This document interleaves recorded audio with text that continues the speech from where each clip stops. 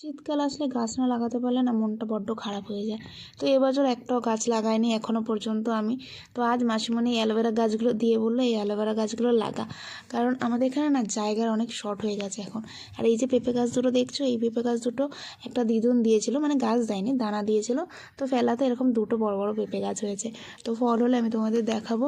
আর এখানে এই অ্যালোভেরা গাছগুলোকে লাগাবো, তো ওর জন্যই জায়গা করে নিচ্ছিলাম। আর যেহেতু এইটুকুনি জায়গায় আমাদের বেঁচে আছে, বাকি আগের বছর তো প্রচুর ফুল গাছ লাগিয়েছিলাম টবে করে। তো এবছর টবে রাখারও জায়গা নেই। তো ওর জন্য যতক্ষণ একটু ছাদ হচ্ছে ততক্ষণ কোনো উপায় নেই এখন। তো যেহেতু এটা লাগানো যাচ্ছিলো না পুরো, তো ওর জন্য গোড়ার দিকটা কেটে দিয়েছি। কেটে দিয়ে দেখা যাক এখন সেট হয় কি না। তো এই জায়গাটাতেই ফাঁকা আছে।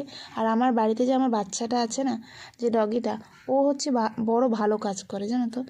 যখনই এরকম এরকম ছোটো গাছ ফাছ লাগাবো নিচে, ও মুখে করে নিয়ে রাস্তায় দিয়ে আসে।